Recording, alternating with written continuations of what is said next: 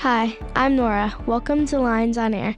Our guest today is the person who led Exodus 5:1 and has a bunch of DMCS connections. Welcome to Lines on Air, Mr. Mcnase. How are you connected to DMC? So I've spoken here a couple times. I've done chapel here, the World View or whatever they do in the high school. I've done that. Friends with some people here, help out in the football team, and I've got 3 kids that go here. So a 7th grader, a 6th grader, and a 4th grader, and then my wife works here. So like a lot of connections. We hear you started a ministry. How did you come up with the Joshua Project in Exodus 5:1? How long do we got? How many A long minutes? time. An hour, 2 hours, 3 hours? We leave at 3:15. Okay. So just okay. I'll make it before quick. that, yeah. So this all started, I was in a country called Brazil, and God actually gave me a calling in Brazil and said that I was going to be used to free his people. Kind of sounds a little crazy. And then through a bunch of events, people call them like God winks, or God does something kind of crazy, right? I jumped on a plane, went to Pakistan, and found out there's like 4.5 million people that are slaves there. And so because of that, and because God gave me a word to do that, we started Exodus 5:1. And so our goal is that we want to grab as many people out of slavery as we can and set them up with a new life. And then the Joshua Project, that's actually our campus project. So we're going to build a new campus over there. So Where's the campus going to be? Pakistan. So It is? Do you guys know where Pakistan's at? Yeah, kind of by Israel, kind of. Ish. Kind of. Have you guys vacationed in Pakistan? No. Summer vacation? No? Okay. Do you guys know where Afghanistan is? Yes. Okay, it's just east of Afghanistan. Okay, here's a big question. If you can go anywhere in the world, where would you go? Who am I taking? Is it just me? Just you. Just me? Or your family. With my family? With your family. Just my wife, or with my kids? With your kids and your wife. Like I don't have to pay anything? Everybody. No, if you don't have to pay anything. Oof, I don't even know. Where would I go? How about Bali? No, actually, or Japan. I'd go to Japan. Japan. And then like the katana swords. Oh, the samurais? Yeah, we would I've make watched swords. yeah, nice. She doesn't like the sword thing, I don't think. No, she doesn't, definitely. I've seen a video of somebody using Wouldn't it. that be cool to go make your own sword? Yes. Wait, you make it? Well, that's part of the trip. It's all inclusive. Yeah. Oh. We've been focusing on how big God is. What is the time that you've seen how big God is? I mean, really, for me in our ministry, I want you guys to just think about if God calls you to go somewhere and you don't know anybody, you don't speak the language, and you don't have any connections, and how are you supposed to get anything done? And so what I've seen firsthand is that God is in control. He's sovereign. So that's a word I like to use. And so it means he's in control of everything. And so there's lots of times when we get into situations that I don't know what to do or how we're going to handle them. And then it seems like God comes through. One time we were almost arrested by a group of people. How'd you get arrested or almost get arrested? So the ways in which I've seen God move, right?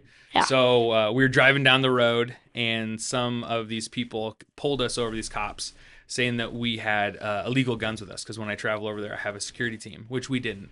And they were bribed. Do you guys know what that means? So people gave them money to lie about us because they didn't like the fact that we were setting people free. And within an hour, I watched all of those people that were trying to arrest us. They were down on their knees crying, asking us not to send them to jail because they were in the wrong. And so I've seen God show up in so many situations like that because God's in control of everything, right? You didn't send them to jail, right? No. Okay. I wanted to, but we decided not to. Okay. What is your favorite childhood snack? You guys I didn't have any preparation for this. The thing that comes to my mind, don't judge me. I feel like you might judge me on this. So you know those boxes of goldfish? Yes. So like I shouldn't eat those, but like I could, like if I was playing like a video game like Halo or something, I could eat an entire box of those things. Or the other thing, Uncrustables. Uncrustables are so good. Frozen Uncrustables. Wait, what? I actually have. You don't freeze them? I freeze them, but then I let them thaw. No. You gotta freeze them and eat them. The jelly soaks through the bread when you freeze them. You don't freeze them right. I promise you. It's like Your guys' homework tonight is to go freeze some Uncrustables and then eat them frozen with a glass of milk. You got to have your parents go buy some. No, well, like it hurts your teeth. What? You're smashing into like frozen. Get stronger teeth. It's How do we do that? I don't know. This is your guys' interview. I don't know what's happening.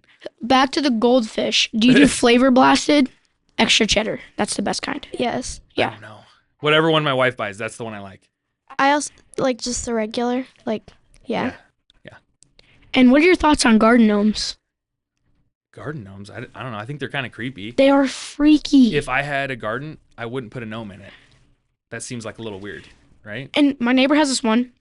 Where it's a Are dinosaur. they this big or like bigger? Like from the table, I'd say it's like this big. And it's a dinosaur eating garden gnomes. That's okay. Yeah, that's 'Cause cool. like, It's dinosaurs sick. are cool. Yeah. But garden gnomes aren't. So I would agree. These are the questions you guys prepared? Yeah. Wow. Good job. Yeah. Questions you have for us? What's it like being a fifth grader? Which, Oh no, how about my this? How about this? gosh. What's the hardest thing? What's the hardest thing that you guys have to do in a day? I mean, math is pretty hard.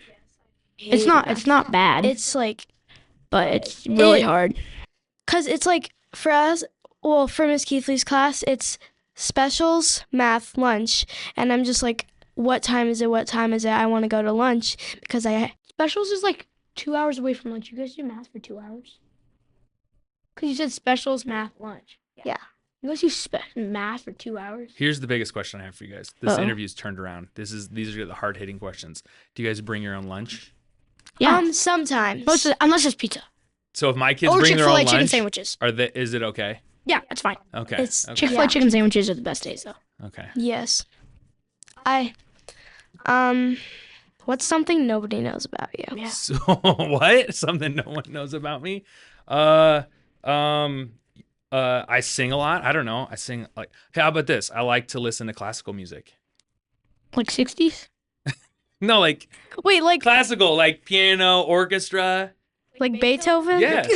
Mozart, Uh-uh. Bach. Nope. No? Nope. Am I a nerd now or what? Yes. Oh, man. Christian rap's the best music. I like that too. I like I like all things. I just don't like polka. Ugh. You know, da-na-na-na-na-na, like the chicken, like that type of stuff. I don't like that. Yeah, My I grandma like. does the chicken dance. And how can we get involved with your ministry? So the easiest ways right now, you can go to the website. So it's Exodus, like the book in the Bible, the number 51.org. And you can give, you can pray, and then just tell people the story. So the biggest thing is that most people don't believe that this exists. And because of the sensitive stuff that we do, we don't really advertise and put a lot out there. And so really a lot of what we do and how we grow is through kind of word of mouth. So that would be the easiest ways. But prayer is a big deal. The bake sale helped too.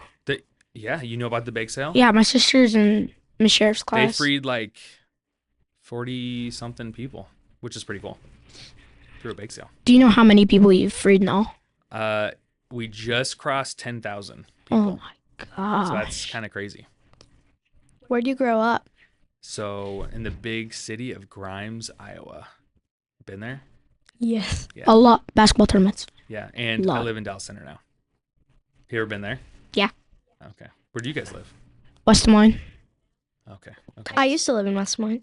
Then I moved. West Des Moines the best. They have the mall. Yeah, they do. The bad mall. The good Wait, mall. Wait. Is it Jordan Creek? You're thinking of Jordan Valley Creek. West. Yeah, That's you're the thinking- bad mall. Jordan Creek's the good It one. has like 2 shops. Yeah. Yeah. And it's used to- sketchy. when I was growing up, that was like the only mall. And then we got Jordan Creek kind of like afterwards. And now Valley West is sketchy. Yeah. It's that's a very good word. sketchy. I like that. Yeah, one time me and my grandma was like, she's trying to be one of those like Gen Z grandmas. And when I'm with her, she takes me to the mall, but she takes me to the bad mall, and she's like, "Want to go to Lulu?" And I'm like, "I do, but they Not in the don't bad have mall. it." Because they got holes in their clothes and stuff. Well, and also they don't have it. Oh, well, You then know? that's kind of a hard thing. Yeah. What do you usually eat when you go to Pakistan? We freedom. eat lots of cool stuff. So, like naan bread. Do you guys know? Yes, what I that is? love naan bread. It's so good. All homemade. It's really good. They eat a lot of meat. So, like lamb, mutton, like sheep, beef, and then a lot of like rice, like basmati rice. Oh, I Never love heard of that. rice. Have you ever had curry? Something with curry? Yeah. Like Well, chicken curry? I've heard of it. Yeah, I heard of it. So a lot of that type of stuff. And then they have this, okay, this should be the last thing we talk about because it's the coolest thing. There's a dessert over there that's called glob joblin. or glob jobbing, something like that. Really what it is. Google it. You think I'm lying. I promise you I'm not. And it's like, think of like a pancake ball, and you put it in a little dish and it soaks up the syrup. And so then it's a pancake ball like filled with syrup. Okay, well, thank you for coming in. This is all we have the time for Lines on Air today. Stay safe with the armor of God.